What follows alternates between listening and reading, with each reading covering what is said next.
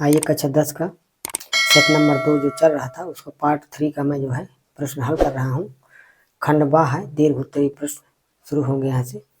तो ये UP board परीक्षा 2025 के लिए मॉडल पेपर है जो कि मोस्ट इम्पॉर्टेंट प्रश्न इसमें बताए जा रहे हैं, ठीक है ना। जो बहुत इम्पॉर्टेंट प्रश्न है उन्हीं को मैं बता रहा हूँ। तो यहाँ से तीसरा नंबर से प्रश्न देखते हैं। इसके पहले 2 वीडियो मैं बना चुका हूँ सेट नंबर 2 के पार्ट फर्स्ट और कक्षा 10 गणित की प्लेलिस्ट बनी है, तो उसमें जाकर के वीडियो को अन्य 2 वीडियो देख लें। वीडियो पसंद आए तो चैनल को शेयर कर दें, लाइक कर दें और चैनल को सब्सक्राइब भी कर लें, ठीक है ना। जिससे इस प्रकार से आपको वीडियो प्राप्त हो। तो आइए प्रश्न देखते हैं। किसी कार के प्रत्येक पहिए का व्यास 80 सेंटीमीटर, यदि यह कार 66 किलोमीटर प्रति घंटे की चाल से चल रही है तो 10 मिनट में प्रत्येक पहिया कितने चक्कर लगाता है, ठीक है ना।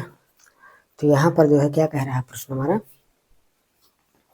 कह रहा है एक पहिया है, इस तरह से एक पहिया है और उसका जो व्यास दिया हुआ है ना, तो कितना दिया हुआ है व्यास उसका दिया हुआ है 2r। व्यास को हम 2r से व्यक्त करते हैं या d से भी व्यक्त करते हैं व्यास को, डायमीटर, ठीक है ना। तो 2r बराबर 80 सेंटीमीटर। और पहिए की चाल कितनी दी हुई है, चाल दी हुई है 66 किलोमीटर पर आवर, चाल इतनी दी हुई है।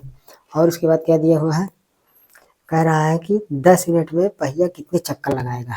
तो समय दिया हुआ है यहाँ पर, समय बराबर 10 मिनट का दिया हुआ है। तो देखिए किलोमीटर प्रति घंटे में है, ये मिनट में है, और ये किलोमीटर में है या सेंटीमीटर में है। तो ऐसा करते हैं, इसको जो है हम व्यास को किलोमीटर में बदल लेते हैं। तो 80 में जो है हम 100 से भाग दे देंगे तो ये सेंटीमीटर बदल जाएगा मीटर में। तो 0 से 1 0 काट दीजिए, 2 से काटिए, 2 4 को 8, 2 पंचे 10। तो ये हो गया 4/5 मीटर। अब ये 4/5 मीटर है तो इसमें 1000 का भाग दे देते हैं, तो फिर से जो है कहाँ बदल जाएगा, किलोमीटर में, ठीक है ना। तो यहाँ पर इसलिए मैंने जगह छोड़ दिया था।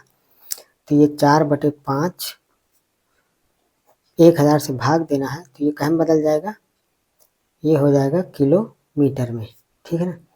तो इसको हम लिख सकते हैं, थोड़ा सा यहाँ जगह नहीं है, चलिए यहाँ लिख देता हूँ, मैं यहाँ लिख देता हूँ, ठीक है ना। तो ये 2r बराबर हो जाएगा हमारा, चाहे काट दीजिए इसको यहाँ से 2 से, तो 2 दूनी 4, अब 2 से 1000 को काटेंगे तो कितना 500 आ जाएगा। अब 500 का 5 में गुणा करेंगे तो 2/500 का 5 में गुणा करेंगे तो कितना हो जाएगा 2500। अब इसको काट देंगे, अगर 2 से भी काट देंगे तो 2r बराबर 2 1 के 2 और 2 से काटेंगे 2500 को तो 1250। ये कहे में आ गया, किलोमीटर। ये हो गया पहिए का व्यास, ठीक है ना। इस तरह से इतना हो गया। थोड़ा सा मैंने यहाँ जगह कम छोड़ी थी, कोई बात नहीं, दिख रहा है साफ साफ, ठीक है ना। ये तीर का चिन्ह मैंने लगा दिया यहाँ पे। तो हमारा 1/1250 किलोमीटर ये व्यास आ गया पहिए का, ये पूरा इस तरह से, ठीक है ना। तो इसके बाद जो है चाल दी है, समय दी है, लेकिन समय ये मिनट में है, ये चाल किलोमीटर प्रति घंटे में है, तो इसको भी घंटे में बदल देते हैं। तो 10/60 का भाग दे देते हैं, कहाँ में हो जाएगा, आवर्स, घंटे में हो जाएगा। 0 से 0 काट दीजिए तो 1/6 घंटे हो जाएगा। तो हम देखें, अब ये पहिया जो है 10 मिनट में कितने चक्कर लगाएगा, 10 मिनट का मतलब 1/6 घंटे में कितने चक्कर लगाएगा। तो हम क्या कर निकाल लें, पहले दूरी निकाल लें कि इतने समय में कितना दूरी पहिया जाता है। तो दूरी बराबर हो जाएगा, क्योंकि यहाँ पे देखिए क्या होता है, चाल बराबर दूरी बटे समय, ये सूत्र होता है हमारा, ठीक है ना। तो दूरी बराबर चाल गुणे समय हो जाएगा। तो दूरी बराबर हो जाएगा चाल गुणे समय। तो चाल हमारी है 66 किलोमीटर प्रति घंटा और समय हमारा 1/6 घंटा। तो 6 से काट दीजिए तो 6 गिराई हम 66, तो ये कितना हो गया दूरी, 11 किलोमीटर। दूरी हो गई 11 किलोमीटर, मतलब कार जा रही है। तो 11 किलोमीटर में कार के चारों पहिए कितना चक्कर लगाएंगे, मतलब एक पहिया जितना चक्कर लगाएगा उतने 3 अन्य भी लगाएंगे, ठीक है ना। तो दूरी हमारी 11 किलोमीटर। अब देखिए, अगर हम जो है इस पहिए की परिधि निकाल लें तो एक चक्कर हो जाएगा परिधि में कि नहीं। जिसे मान लीजिए यहाँ से हम शुरू करें, ये यहाँ से ये पूरा ऐसे ये यहाँ तक आ गए, तो ये पहिए क्या हो गई, परिधि। एक परिधि पहिए की परिधि निकाल लें तो पहिए द्वारा एक चक्कर आ जाएगा, ठीक है ना। तो परिधि बराबर हो जाएगा 2πr, या इसी को हम लिख सकते हैं 2r गुणे पाई, ठीक है ना। अब 2r का मतलब व्यास, अब व्यास का मान हमने निकाला है 1/1250, तो 2r की जगह लिख देंगे 1/1250। समझ में आ रही बात कि नहीं ये। अब पाई का मान हम रख देंगे 22/7, तो ये हो जाएगा 22/1250 गुणे कितना 7, तो ये हमारा क्या हो गई, पहिए की परिधि हो गई। तो ये कहीं में हो जाएगी पहिए की परिधि, किलोमीटर में, मतलब पहिया एक चक्कर इतने किलोमीटर, मतलब एक चक्कर लगा लेता है तो इतने किलोमीटर चला जाता है। तो इसलिए 10 मिनट में पहिए द्वारा लगाए गए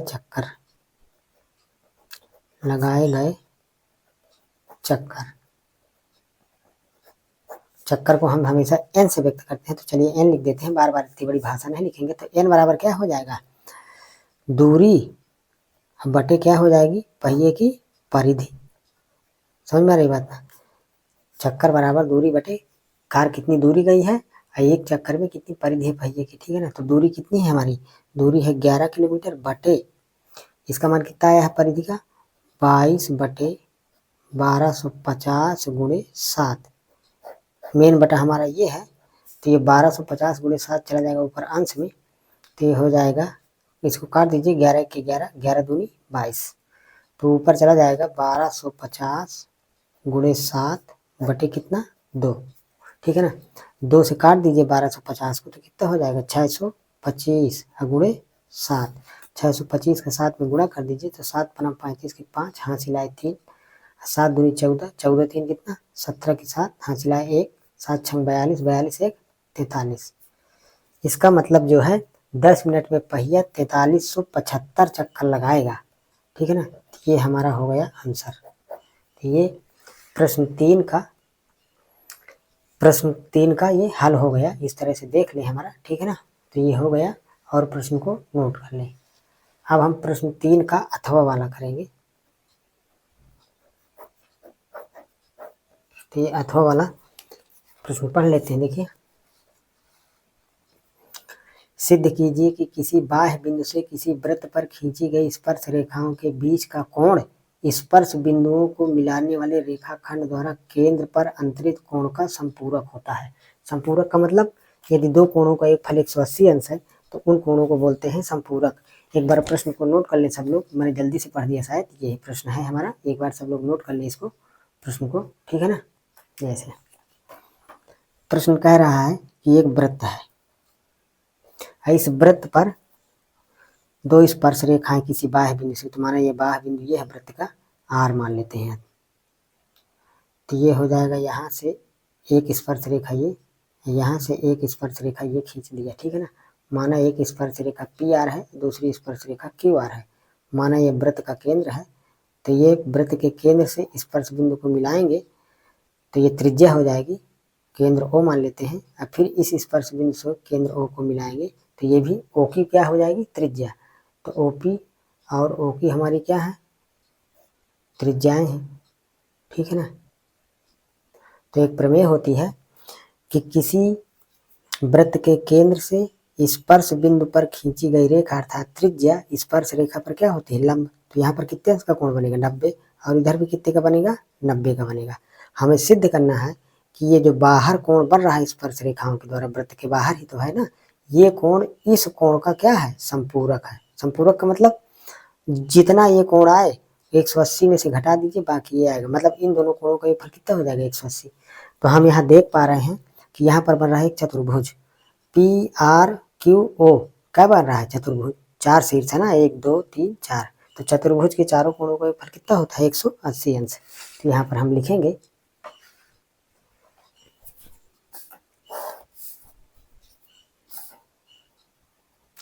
स्पष्ट है कि, चाहे पी से शुरू कर दीजिए चाहे ओ से शुरू कर दीजिए, पी आर क्यू ओ एक क्या है, चतुर्भुज है, चतुर्भुज है, इसलिए क्या हो जाएगा। अच्छा देख लीजिए एक बार और हम यहाँ बता दें, यहाँ पर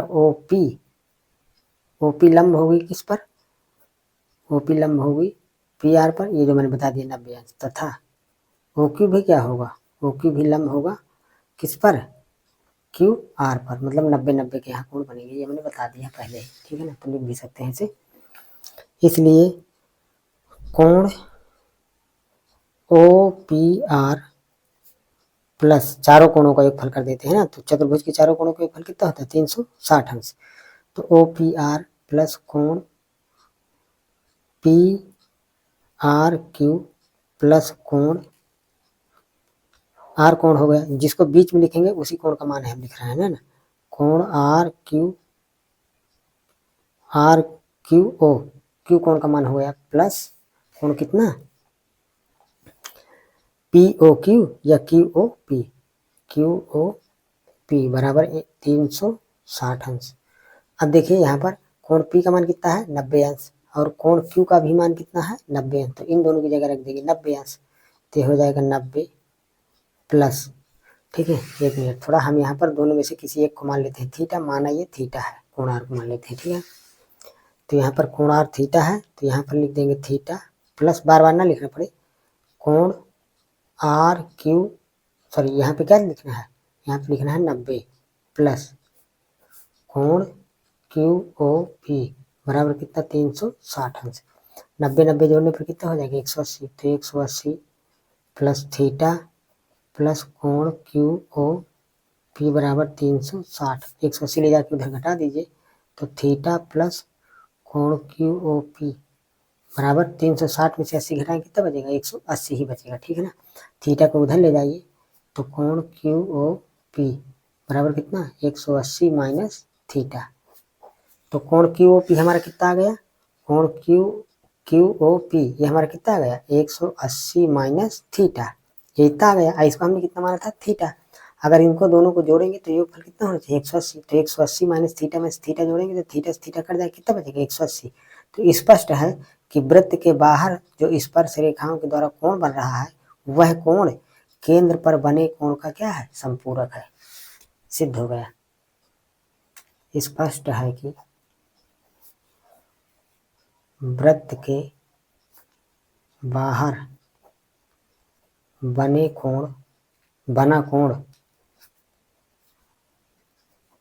कोण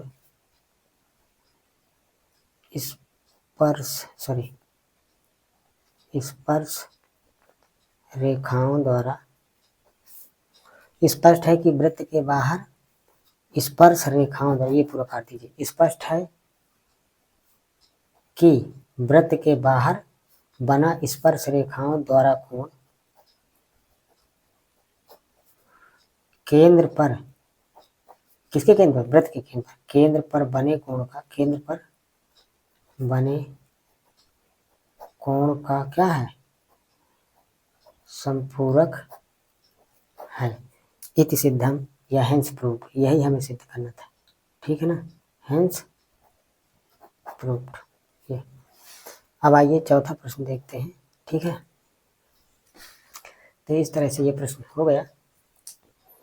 चौथा प्रश्न है हमारा, एक समकोण त्रिभुज जिसकी भुजाएं 15 सेंटीमीटर और 20 सेंटीमीटर है को उसके कर्ण के परितः घुमाया जाता है, इस प्रकार बने हुए द्विशंकु का आयतन और पृष्ठीय क्षेत्रफल ज्ञात कीजिए, पाई का मान 3.14 लीजिए, ठीक है ना।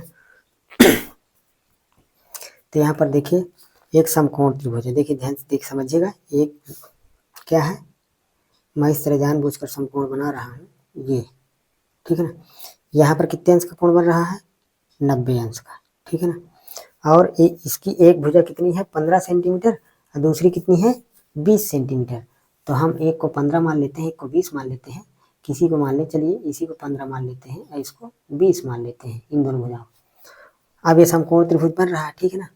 तो इन दोनों भुजाओं को हम मिला देते हैं, थोड़ा सा और इसको बढ़ा दीजिए, देखिए ये भुजा बड़ी लग रही है तो चाहे इसको 20 मान लीजिए, इससे कोई मतलब नहीं है, ठीक है ना, 20 और इसको 15 मान लेते हैं, ठीक है। अब इसके बाद तो ये 90 के सामने भुजा ये क्या कहलाएगी, यहाँ हम मान लेते हैं, यहाँ पर थोड़ा सा देखिए यहाँ A B C, तो ये AC क्या हो जाएगा हमारा, इस त्रिभुज का कर्ण, कर्ण के परितः घुमाना है, इस तरह हमको इस तरह घुमाना है कर्ण के परितः। तो जब घुमाएंगे तो इधर कैसा, इसी की परछाई इसी तरफ बन जाएगी, ठीक है ना। तो किस तरह बन जाएगी, देखिए थोड़ा सा मैं इसको बना लूँ ऐसे, इस तरह से, और इस तरह से बन जाएगा। तो यहाँ पर दो शंकु बनेंगे, एक तो ये देखिए यहाँ पे ऐसे कर दीजिए 20 मिनट, तो ये B इधर चला आएगा तो B डैश यहाँ मान लेते हैं। तो यहाँ पर ये दो शंकु बन रहे हैं, एक तो शंकु बन रहा है AB डैश और दूसरा बन रहा है CB डैश। तो इन दोनों शंकुओं का आयतन निकालना है और पृष्ठीय क्षेत्रफल का मतलब वक्रपृष्ठ निकालना है, ठीक है ना। तो देखिए यहाँ पे जो है कर्ण हमें नहीं पता है, तो पाइथागोरस प्रमेय लगा के हम कर्ण निकाल लेते हैं। तो देखिए त्रिभुज, समकोण त्रिभुज, थोड़ा सवाल बड़ा है लेकिन कठिन नहीं है। समकोण त्रिभुज ABC में पाइथागोरस प्रमेय से, तो पाइथागोरस प्रमेय क्या हो जाएगा, कर्ण का वर्ग बराबर लंब का वर्ग धन आधार। 90 के सामने वाली भुजा AC कर्ण ही होगी, इन दोनों में से एक लंब है एक आधार है। तो हमें अभी चाहे जिसको लंब आधार मान ले, इससे कोई मतलब नहीं, त्रिकोणमिति का एक सवाल नहीं है कि लंब निश्चित करना पड़ेगा आधार निश्चित करना पड़ेगा, दोनों में से किसी को लंब आधार मान लेंगे, लेकिन 90 के सामने भुजा कर्ण ही रहती है। तो क्या हो जाएगा, AC स्क्वायर कर्ण का स्क्वायर बराबर लंब AB स्क्वायर प्लस आधार BC स्क्वायर। क्या कर रहे हैं हम, AC की लंबाई निकाल रहे हैं, 25 आएगी, 20 के संग 400, 15 15 हम 225, 400 में 225 जोड़ेंगे 625, 625 का वर्गमूल 25, ठीक है ना। ऐसे में बता दे, लेकिन हल करके बताना ही पड़ेगा। तो AB मतलब 20 का स्क्वायर प्लस BC मतलब 15 स्क्वायर, तो 20 का वर्ग कितना 400 प्लस 15 का वर्ग कितना 225, जोड़ेंगे तो 625 हो जाएगा। AC स्क्वायर वर्ग, तो AC बराबर इधर लग जाएगा अंडर रूट, तो कितना आ जाएगा AC का मान, AC का मान आ गया 25 सेंटीमीटर। ये सेंटीमीटर में दिया है, ठीक है ना, सेंटीमीटर सेंटीमीटर। अब हमें यहाँ पर दो शंकु दिए हुए हैं, तो यहाँ पर हम O मान लेते हैं, ठीक है ना। यहाँ पे तो हमें पूरा AC का मान 25 सेंटीमीटर आ गया, तो हम AO और OC का अलग अलग निकालना पड़ेगा, ये ऊंचाई। तो ये OA बराबर मान लेते हैं कैपिटल H, ये ऊंचाई ऊपर वाले शंकु, और नीचे वाले की मान लेते हैं स्मॉल h। लेकिन ऐसे नहीं, स्मॉल h नहीं मानेंगे, एक का मान लेते हैं स्मॉल h, इसका मान लेते हैं, इसका अपने आप आज भाई पूरी 25 है। तो अगर OA बराबर स्मॉल h है तो 25 में से स्मॉल h घटा देंगे तो OC का मान आ जाएगा, ठीक है। तो देखिए यहाँ पे माना OA बराबर h सेंटीमीटर, इसलिए OC बराबर कितना हो जाएगा 25 माइनस h सेंटीमीटर हो गया, ठीक है ना। त्रिज्या मान लेते हैं, माना त्रिज्या, तो त्रिज्या क्या हो जाएगी हमारी OB बराबर OB डैश बराबर R मान लेते हैं, ठीक है ना। त्रिज्या, दोनों शंकुओं की त्रिज्या एक ही होगी। तो अब देखें, अब यहाँ पर देखिए और एक बात समझ लीजिए, यह चित्र में ही समझना है। ये ABC समकोण त्रिभुज बन रहा है, समकोण बनाने वाली भुजाओं के शीर्ष से सम्मुख भुजा अर्थात AC पर अगर हम ये सीधा रेखा खींचेंगे तो क्या होती है, लंब होती है। तो यहाँ पर 90 का कोण बनेगा, इधर भी कितना बनेगा 90। तो यहाँ पर एक समकोण त्रिभुज बन गया AOB या AB, हाँ AOB या BOA। तो समकोण त्रिभुज बन गया, तो फिर ये AB कर्ण का काम करेगी। हमने OB को क्या मान लिया R, और OB डैश को भी क्या हो जाएगा R ही हो जाएगा, त्रिज्या हो गई ना, OB डैश दोनों बराबर होंगे। तो हम R का मान निकाल लेते हैं, ठीक है ना। तो एक बार समकोण त्रिभुज AOB में और एक बार समकोण त्रिभुज COB में लगा देते हैं, तो R और H में दो समीकरण बन जाएंगे, दोनों समीकरणों को हल कर लेंगे तो R और H का मान आ जाएगा। तो देखिए मैं यहाँ से रख रहा हूँ, यहाँ से ध्यान रखिए, AB का मान 20 है, OA का मान H है और OB का मान कितना है R है। फिर नीचे वाले समकोण त्रिभुज में ऐसा ही लगा देंगे। तो समकोण त्रिभुज AOB में पाइथागोरस प्रमेय से, तो क्या हो जाएगा AB स्क्वायर बराबर OA square plus OB square. AB का मान 20 है तो 20 में सही हम 400, OA का मान H माने है तो इस H स्क्वायर, इसका R स्क्वायर, तो इसको इधर रख लीजिए। तो H square plus R square बराबर 20 में सही हम 400, समीकरण नंबर 1। तथा इसी प्रकार समकोण त्रिभुज किसमें COB में पाइथागोरस प्रमेय से।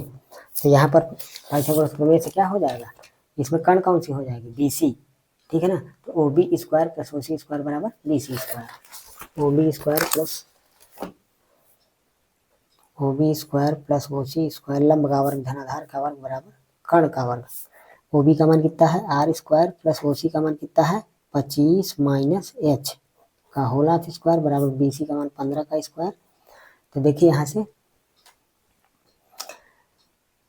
इसका होल ऑफ स्क्वायर खोल देते हैं, ठीक है।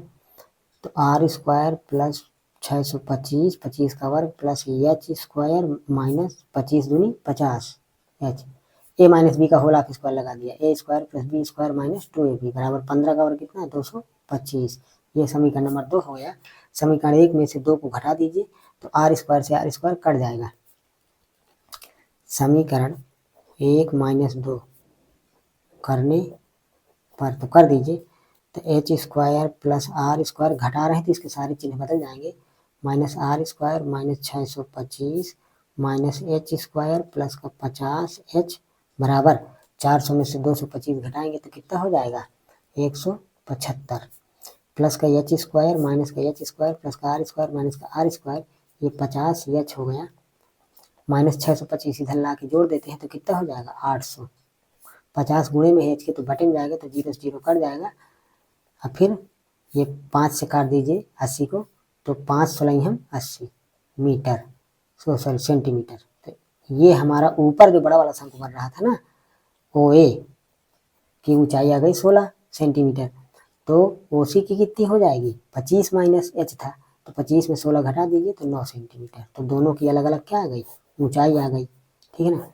अब हम H का मान उठा के समीकरण 1 में रख देते हैं तो किसका मान आ जाएगा R का मान आ जाएगा। समीकरण 1 में H का मान रखने पर, तो H का मान रख दीजिए, कितना है 16, तो 16 का स्क्वायर प्लस R स्क्वायर बराबर कितना 400, तो R स्क्वायर बराबर 16 16 ही 256, तो 400 256 इधर ले जाएंगे तो ऋण का हो जाएगा, 400 में 256 घटाएंगे तो 144 हो जाएगा। तो R स्क्वायर बराबर एक कितना 144, तो R बराबर कितना 12 सेंटीमीटर, ठीक है ना। जरूरत पड़ेगी तो सीधे R स्क्वायर का मान रखेंगे, नहीं तो R का मान 12 रखेंगे, ठीक है ना। अब निकाल लीजिए जो कह रहा है। इस प्रकार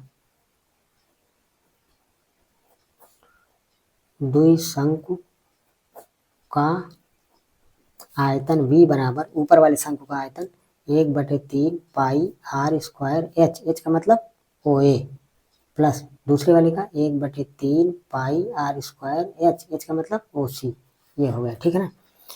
तो 1/3 पाई R स्क्वायर 1/3 पाई R स्क्वायर एक है, तो 1/3 पाई R स्क्वायर बाहर कॉमन ले लिया तो OA प्लस OC। वैसे हम यह अलग अलग ना निकालते तो पूरा 25 रख देते, क्योंकि OA प्लस OC बराबर कितना, इसका मान कितना है 16, इसका मान 9 आया है, तो सीधे डायरेक्ट आ जाता है आंसर। हम फालतू परेशान हो गए यहाँ तक, लेकिन कोई बात नहीं, समझ में भी आ गया। देखिए डायरेक्ट ये सब ना निकाल के, H का मान ना निकाल के, ये वाला डायरेक्ट 25 रख दीजिए, यहाँ OA प्लस OC की जगह 25 रख दीजिए, तो 1/3 पाई R स्क्वायर, हाँ R स्क्वायर का मान कितना है गुणे 144 और पाई का मान 3.14 यहाँ रख देना है, ठीक है ना। अब सीधे इनका गुणा उड़ा करिए तो कितना हो जाएगा, V बराबर हो जाएगा 3.14 गुणे 144 गुणे 16 9 25 भागे 3, तीनों का गुणा करिए फिर 3 से भाग दीजिए, ठीक है ना। 3 से काट दीजिए चाहे इसको, 3 चौको 12 3 अट्ठे 24, ये इतना हो जाएगा। 25 का 48 में गुणा करेंगे, 3.14 का फिर बाद में गुणेंगे, 25 अट्ठे कितना 200, हासिल आए 20, और 25 4 को 100, और 100 में से 20 जोड़ेंगे कितना 120, अब 1200 का इसमें गुणा कर देंगे, ठीक है। तो अब गुणा कर लीजिए, कितना आएगा, कर ही दो गुणा, 1200 गुणे 3.14 गुणा कर लीजिए, गुणा करिए सब लोग जो है। अब गुणा उड़ा आप लोग ये इतना सीख लीजिए सब लोग, 1200 गुणे 3.14 कितना आ रहा है 3768 सेंटीमीटर क्यूब। तो ये हो गया हमारा आयतन। अगर हम चाहें तो इतना वाला पोर्शन ना लगाएं हम, सीधे सीधे 25 था ऊंचाई, तो डायरेक्ट हम यहाँ से लगा देंगे सूत्र और फिर इसको जोड़ देंगे यहाँ पर, ठीक है ना, यहाँ पे, तो ये 25 आ ही जाएगा। तो इस तरह से ये आयतन आ गया, तथा द्विशंकु का पृष्ठीय क्षेत्रफल, पृष्ठीय क्षेत्रफल का मतलब वक्र पृष्ठ, C बराबर, तो पहले शंकु का वक्र पृष्ठ पाई आर एल, एल का मतलब ए बी तिर्यक ऊंचाई, प्लस पाई आर एल का मतलब उसकी तिर्यक ऊंचाई कितनी थी, BC, ठीक है ना। तो पाई आर कॉमन है, तो AB प्लस BC, पाई का मान 3.14 गुणे आर का मान कितना है, त्रिज्या मान कितना है 12, AB का मान कितना है 20 सेंटीमीटर, अब BC का मान कितना है 15 सेंटीमीटर, 12 का इसमें गुणा कर दीजिए, 3.14 गुणे 12 गुणे इसका मान कितना 35, इन तीनों का अगर हम गुणा करेंगे तो इसका आंसर आएगा 1318, गुणा कर लीजिएगा इस बार, 1318.8 सेंटीमीटर स्क्वायर। तो ये हमारा दूसरा आंसर हो गया वक्र पृष्ठ का, ठीक है ना। तो इस तरह मैंने समझा कर पूरा सवाल लगा दिया है, एक बार देख लीजिए आप लोग। यहाँ शुरू हुआ है ये चौथे नंबर का प्रश्न, ये यहाँ से इस तरह से, ठीक है ना, यहाँ से चित्र है और ये यहाँ से पूरा 25 आ गया। 25 के बाद अगर हम आयतन चाहें ना, तो ये यहाँ से देखो, यहाँ से डायरेक्ट इस सवाल को हम इतना ना लगा करके, ये पूरा ना लगा, लेकिन आर तो निकालना ही पड़ेगा, तो इससे लगाना पड़ेगा, आर बिना निकाले नहीं आएगा, यहाँ आर निकालना पड़ेगा, ठीक है ना। यच ना निकालना हो तो ना निकालिए, यहाँ पर डायरेक्ट इस तरह दोनों को जोड़ दीजिए तो पूरा 25 आ जाएगा, फिर रख देना मान, ठीक है ना, लेकिन आर निकालने के ये सब करना पड़ेगा। अगला चौथे का अथवा वाला प्रश्न है,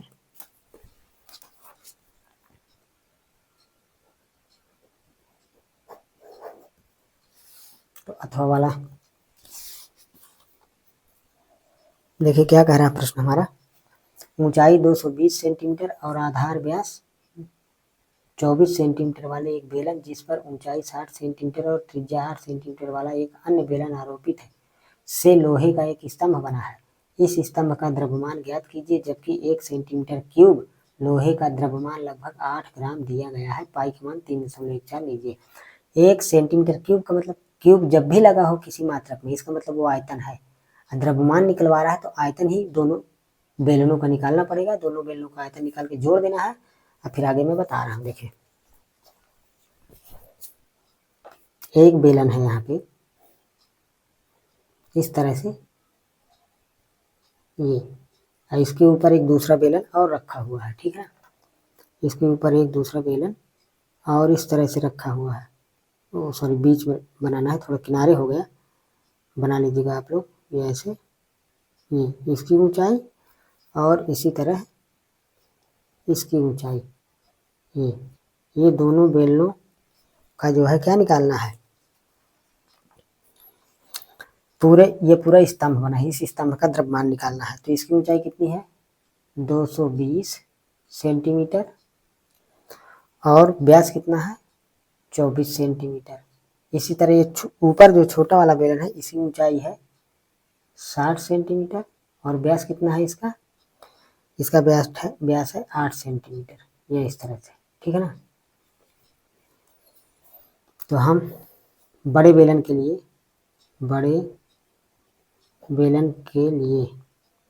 माना बड़े बेलन की ऊंचाई को कैपिटल एस से और इसका त्रिज्या व्यास 24 है, तो त्रिज्या कैपिटल आर से व्यक्त कर देते हैं। कितना ऊंचाई कितनी है 220 सेंटीमीटर, व्यास 24 है तो त्रिज्या कितनी हो जाएगी 12 सेंटीमीटर, आधी हो जाएगी। इसी तरह छोटे बेलन के लिए,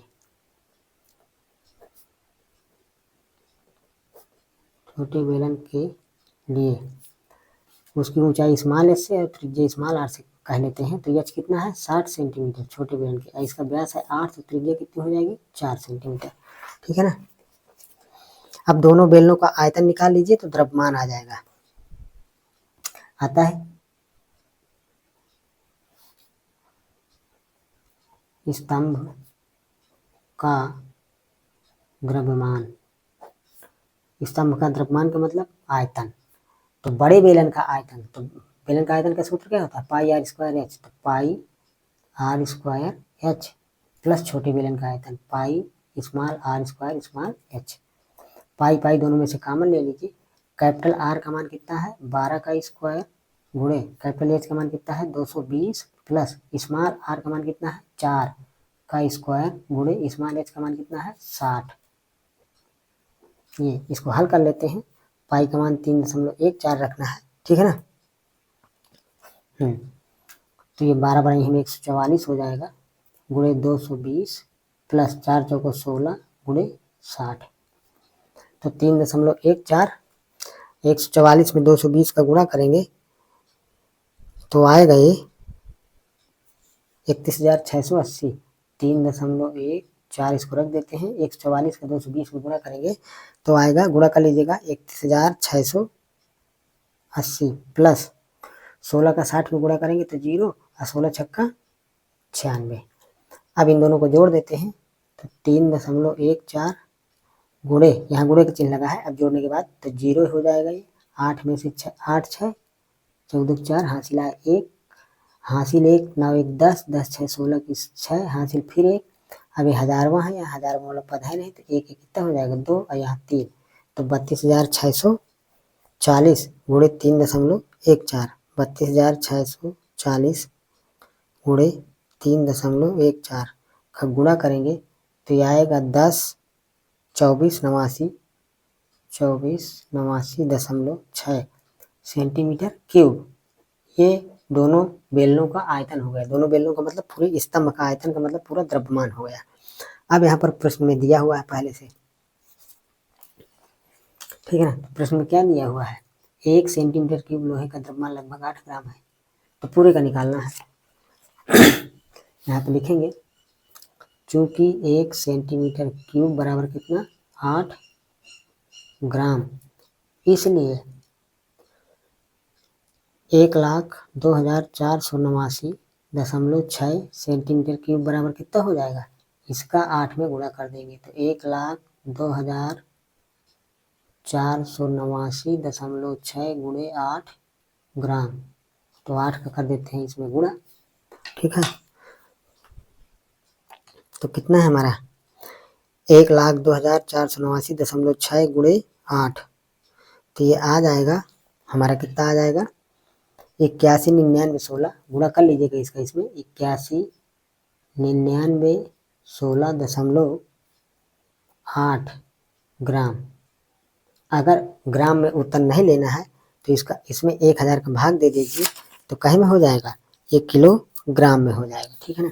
तो इसमें 1000 का भाग दे देते हैं तो देखिए यहीं पे लिख दूं क्या, यहाँ पे जगह है तो चलिए कौन पेज पलटा है, ठीक है ना। अगले नए सवाल से पेज पलटाएंगे तो यहाँ पर देखिए v बराबर हो जाएगा कितना है 81,99,16 81,99,16.8 भागे 1000, तो ये क्या हो जाएगा किलोग्राम में ऐसे हो जाएगा, ठीक है।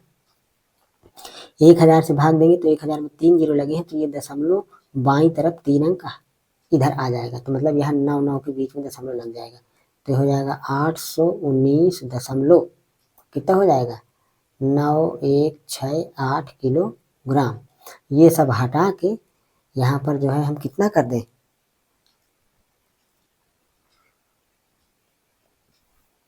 हाँ ये जो है मुझे लगता है यहाँ कहीं गुणा करने में गलती हो गई मुझसे, या अगर देख लीजिएगा अगर गलती नहीं है तो उत्तर यही आएगा क्योंकि आंसर में थोड़ा सा डिफरेंस आ रहा है, देख लीजिएगा। तो इसको सब हम हटा के यहाँ पे 20 कर सकते हैं 820 किलोग्राम।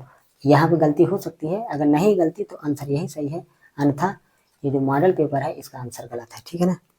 तो ये इतने किलोग्राम उत्तर इसका आ जाएगा, ये आंसर है, ठीक है ना, समझ लीजिए।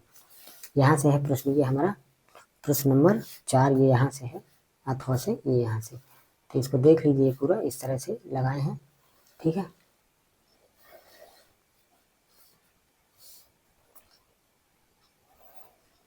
आइए आगे जो है अगला पांचवा प्रश्न पांचवें का अथवा 2 प्रश्न और बचे हुए हैं। क्योंकि सवाल ये बड़े हैं इसलिए टाइम लग रहा है समझाने में, नहीं तो मैं समझाऊँ नहीं ऐसे लगा दूँ तो फिर क्या मतलब है ना। देखिए पांचवा प्रश्न है, एक हवाई जहाज जो कि 1000 मीटर की ऊंचाई पर उड़ रहा है पर स्थित मनुष्य उत्तर की ओर एक शत्रु की पनडुब्बी के 30 अंश के अवनमन कोण पर तथा दक्षिण की ओर एक युद्धपोत के 45 अंश के अवनमन कोण पर देखता है। पनडुब्बी और युद्धपोत के बीच की दूरी ज्ञात कीजिए। मान लीजिए हम मान लेते हैं कि ये जो है धरातल है, यहाँ पे ये धरातल है, यहाँ है पनडुब्बी, समझ में आ रही बात ना। माना ये बिंदु ए है, बिंदु ए पर पनडुब्बी है और बिंदु बी पर युद्धपोत है। क्या है? युद्धपोत। और यहाँ पर कहीं जो है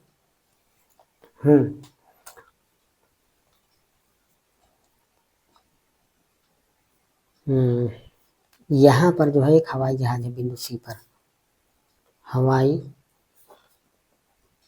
जहाज। अच्छा, ये कौन सा नंबर का प्रश्न है? 5वें नंबर का, ठीक है ना। यहाँ पर हवाई जहाज है बिंदु सी पर, मान लेते हैं यहाँ बिंदु सी पर हवाई जहाज है और ये उड़ रहा है। तो हम यहाँ बिंदु सी से भुजा ए बी पर डालेंगे लंब, इसकी ऊंचाई निकालने के लिए ना। तो इसकी ऊंचाई कितनी है? 1000 मीटर। अब यहाँ जो व्यक्ति बैठा है तो वो देख रहा है यहाँ से इस तरह से, और इधर भी देख रहा है, ठीक है ना, इधर भी देख रहा है। तो इसका अवनमन कोण कितना है? ये अवनमन कोण का मतलब भुजा ए बी के समानांतर एक रेखा बिंदु सी पर खींच देंगे, इस रेखा के समांतर एक खींच देंगे। तो ये कोण कितना बन रहा है हमारा? 30 अंश। और ये कोण कितना बन रहा है? 45 अंश। तो हम जानते हैं कि दो समांतर रेखाओं को अगर तिर्यक रेखा काटती है तो उसका एकांतर कोण क्या होता है? बराबर। तो ये 30 है तो यहाँ भी 30 हो जाएगा, जैसे यहाँ से ये 45 है तो ये भी कितना हो जाएगा? 45 हो जाएगा। तो ये 30 है तो यहाँ भी 30 हो जाएगा, ये 45 है तो यहाँ भी कितना हो जाएगा? 45 अंश। हम बिंदु सी से भुजा ए बी पर लंब डाले हैं। जब भी ऊंचाई निकालना होता है या प्रदर्शित करना होता है तो लंब ही डालना होता है। तो यहाँ 90 बनेगा, यहाँ भी क्या बनेगा? 90। यहाँ पर हम बिंदु डी मान लेते हैं। तो हमें पनडुब्बी और युद्धपोत के बीच की दूरी निकालना है।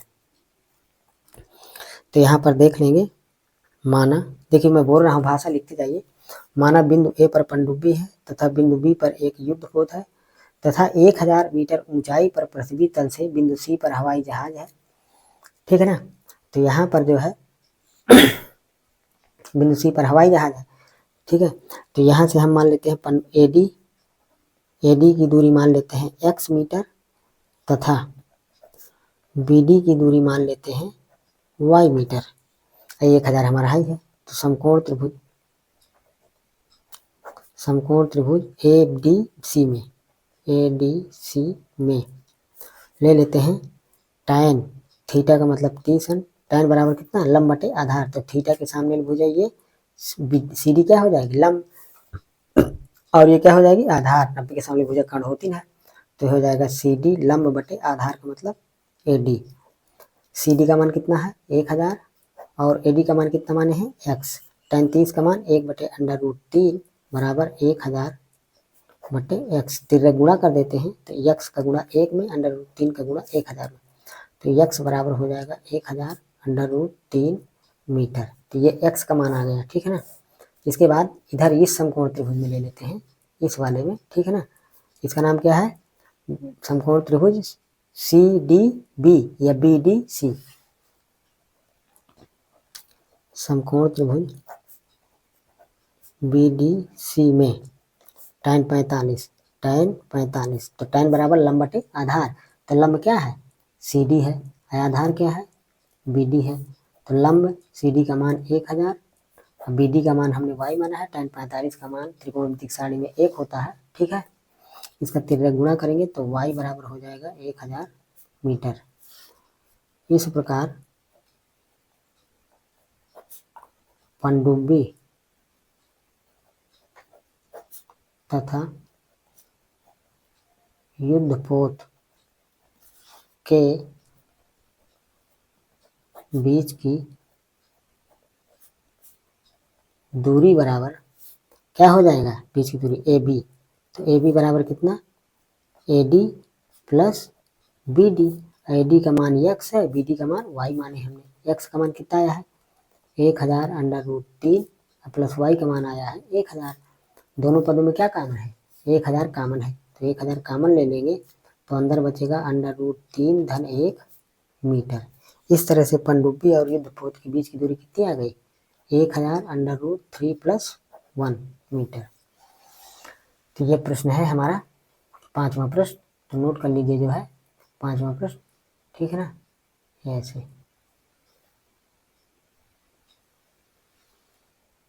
अगला अथवा वाला प्रश्न देख लेते हैं 5वें का, ठीक है ना। वीडियो पसंद आए तो शेयर कर दें, लाइक कर दें और चैनल को क्या सब्सक्राइब कर लें, ठीक है ना।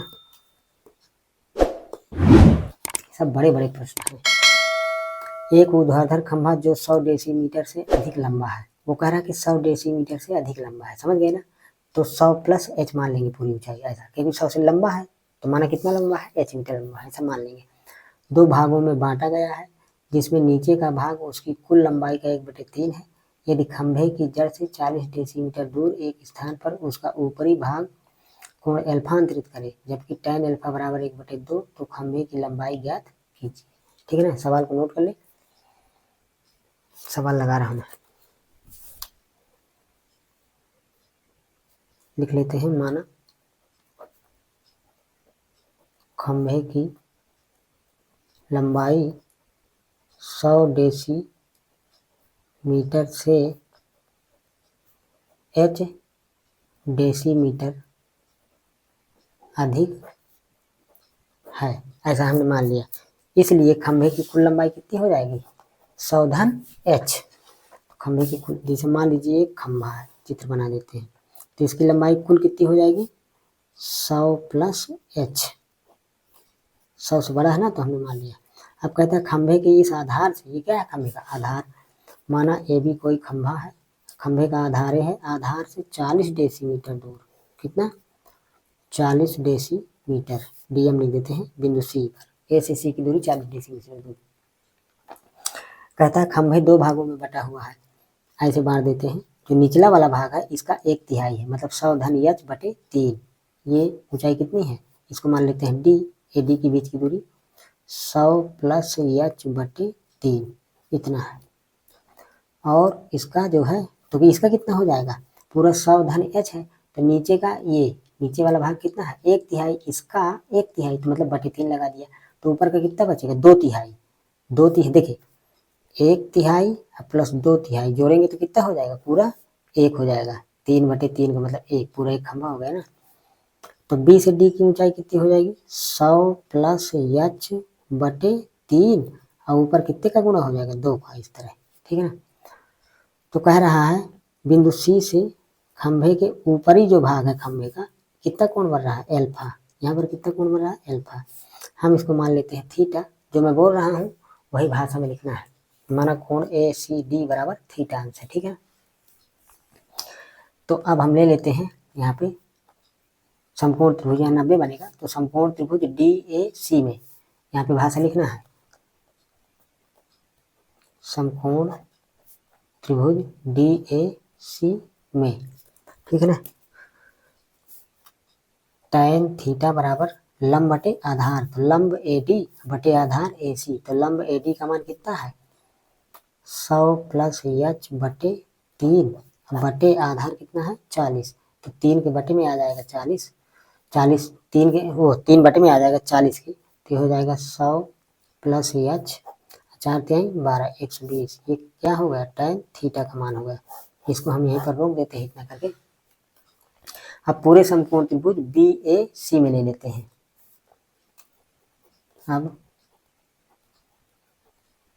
समकोण त्रिभुज बी ए सी में क्या हो जाएगा, कितना कोण हो जाएगा, थीटा प्लस अल्फा, ठीक है ना। tan में ही लेंगे तो पूरा कोण ये थीटा प्लस अल्फा हो जाएगा, तो लंब ए बी बटे आधार ए सी, तो tan थीटा प्लस अल्फा बराबर पूरा लंब ए बी का मान कितना है, 100 प्लस h बटे कितना, आधार का मान कितना है, 40 डेसीमीटर। अब हम जानते हैं tan a प्लस बी का सूत्र, देखिए हम बता देता हूँ, यही लगाना ही पड़ेगा इस सवाल में, ये सूत्र tan a प्लस बी बराबर होता है tan a plus tan b upon 1 minus tan a गुणे tan b, ये सूत्र होता है। तो a की जगह अल्फा है और b की जगह थीटा है, तो इस सूत्र से यहाँ पर हम इसका विस्तार कर लेंगे। देखिए सूत्र देख लीजिए फिर ध्यान से, ये tan a प्लस बी वाला सूत्र। तो ये हो जाएगा यहाँ पे tan theta plus tan alpha अपान 1 minus tan theta into tan alpha बराबर 100 प्लस h बाई 40। अब देखिए tan अल्फा का मान दिया हुआ है 1/2 प्रश्न में, ठीक है ना। यहाँ पे दिया हुआ है tan अल्फा बराबर 1/2 प्रश्न में ही दिया हुआ है, ठीक है ना, tan अल्फा का मान। तो जहाँ जहाँ tan अल्फा लिखा हुआ है 1/2 रख देते हैं। tan थीटा का मान कितना रख देते हैं 100 धन h बटे 120। तो tan थीटा की जगह देते हैं 100 धन h बटे 120 प्लस tan अल्फा का मान 1/2, ये ऊपर वाला भाग होगा बटे एक ऋण tan थीटा का मान फिर से 100 धन h बटे 120 गुणे tan अल्फा का मान 1/2, ये नीचे वाला पोर्शन हो गया प्लस 100 धन h बटे 40। अब इसको हल कर लेंगे तो h का मान आ जाएगा। पूरा समीकरण को हल कर लीजिए तो देखिए यहाँ पे लघुत्तम कितना हो जाएगा 120। 120 और 2 का लघुत्तम कितना हो जाएगा 120। 120 में 2 का गुणा कर दीजिए तो 240 हो जाएगा। 240 का 1 में गुणा हो जाएगा तो इसका लघुत्तम कितना हो गया 240 हो गया। तो देखिए ऊपर वाले का सीधे ही मैं कर रहा हूँ, पहले ये मेन बटन लगा देते हैं पहले यहाँ पे, ठीक है। तो 120 एलसीएम 120 से इसका भाग देंगे, एक आएगा 100 का, फिर एक में 100 धन इसका गुणा करेंगे तो ये हो जाएगा 100 प्लस h प्लस 2 से भाग देंगे इसमें तो कितना हो जाएगा 60। 60 का 1 में गुणा करेंगे 60 ही आएगा। नीचे 220 एलसीएम आएगा, 220 का इसमें गुणा हो जाएगा 1 में तो 220 नहीं सॉरी 120 का 2 में गुणा 240 हो जाएगा 240 बटे इसका एलसीएम कितना आएगा नीचे वाले का, इसका एलसीएम आएगा 240।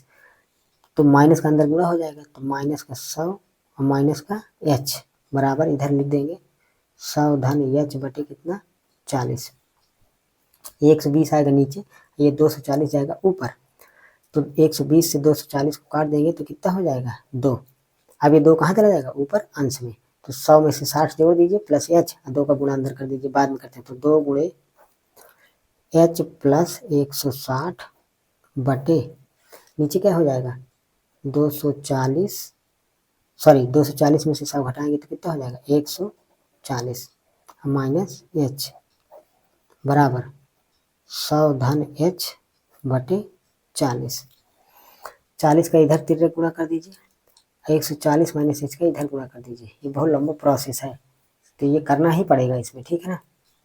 तो 40 का गुणा करेंगे तो 80 हो जाएगा, 80 धन h धन 160, 80 गुणे 40 दूनी 80 h प्लस 160 बराबर इधर कितना था हमारा ये तिरक गुणा 100 धन h गुणे 140 माइनस h, 100 धन h को h धन 100 लिख देते हैं, ठीक है ना।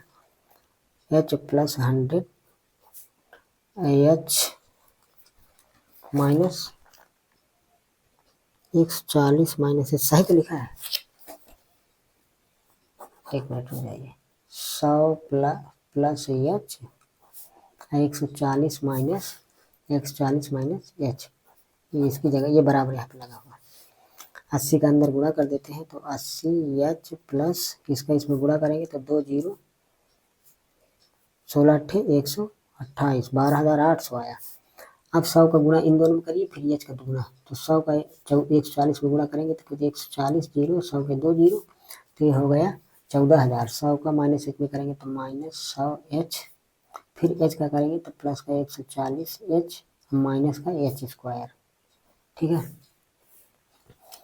जोड़ घटा लेते हैं, 140 h में से 100 h घट जाएगा, ये ऋण का h स्क्वायर पहले लिख देते हैं, फिर इसको इसमें घटा देंगे तो कितना प्लस का 40 h प्लस का 14,000, ये कितना बचा 80 h प्लस का 12,800। अब इन तीनों पदों को उठा के इधर ले आते हैं तो सबका चिन्ह बदल जाएगा, ये माइनस है तो प्लस हो जाएगा, ये दोनों प्लस है तो माइनस हो जाएंगे। तो इधर लाएंगे तो प्लस का h स्क्वायर प्लस का 80 h माइनस का 40 h प्लस 12,800 माइनस 14,000 बराबर 0। यह बन गया एक द्विघात समीकरण h में। तो h स्क्वायर 80 h में से 40 h घटाएंगे तो प्लस का 40 h 12,800 में 14,000 घटाएंगे तो कितना हो जाएगा माइनस का 1200, ठीक है। अब यहाँ प्लस है यहाँ माइनस है तो जोड़कर घटाकर 40 आएगा। तो देखिए 60 1200 का क्या क्या गुणनखंड करें कि जोड़ने घटाने पर 40 आ जाए? 60 गुणे 20। हाँ, 1200 का गुणनखंड होगा 60 गुणे 20। भाई 6 दूनी 12 और 2 जीरो, तो 1200 आ गया कि नहीं? और 60 में से 20 घटाएंगे तो कितना आ जाएगा? 40। ठीक है, तो H square plus 60 H minus का 20 एच माइनस का 1200 बराबर 0। 4 पद बन गए तो दो पदों में कॉमन ले लीजिए। इसमें क्या कॉमन है? एच, तो एच धन 60, इसमें माइनस 20 कॉमन है, तो यहाँ भी बचेगा एच प्लस 60 बराबर 0। ठीक है, इन दोनों पदों में क्या कॉमन है? एच प्लस 60 एच प्लस 60, तो एच प्लस 60 कॉमन हो गया, तो अंदर बचेगा एच माइनस 20 बराबर 0। ठीक है, पहले नंबर में यदि एच धन 60 बराबर 0, तो एच बराबर कितना? माइनस का 60। ये क्या हो जाएगा? अग्राह, मतलब कभी ऊंचाई ऋणात्मक थोड़ी होती है, इसलिए इस मान को नहीं लेंगे, छोड़ देंगे। अग्राह का मतलब। दूसरा नंबर, यदि एच माइनस 20 बराबर 0, तो एच बराबर कितना? 20 डेसीमीटर। डेसीमीटर, ठीक है ना। हमारी कितनी ऊंचाई थी? एच प्लस 100, इसलिए खंभे की ऊंचाई, खंभे की ऊंचाई बराबर 100 धन एच। एच का मान कितना आया है? 20 डेसीमीटर। तो 100 प्लस 20 बराबर 120 डेसीमीटर। तो इस प्रकार से उस खंभे की ऊंचाई है 120 डेसीमीटर। तो ये हमारा क्या हो गया? आंसर हो गया। तो इस सेट में जितने भी दीर्घ उत्तरीय प्रश्न थे वो सब बड़े बड़े थे, उनको हल करना पड़ रहा था। ठीक है ना, ये हमने देखा। तो इसीलिए मैंने सोचा कि जो है ऐसे प्रश्न आते हैं बोर्ड परीक्षा में, समझ रहे हो ना। ये ना समझिएगा कि आएंगे नहीं, कोई भी प्रश्न आ सकता है। ये प्रश्न देख लीजिए। ठीक है, वीडियो पसंद आए, यहाँ से शुरू किए थे इस प्रश्न को, ये एक बार और देख लीजिए। वीडियो पसंद आए तो लाइक कर दें और अपने साथियों को शेयर भी कर दें वीडियो को, क्योंकि अन्य लड़कों लड़कियों को भी लाभ मिल सके, आपके भाई बहनों को। और चैनल को सब्सक्राइब भी कर लें। ठीक है, ये देख लीजिए यहाँ पे। वीडियो यहीं पर समाप्त करते हैं। धन्यवाद।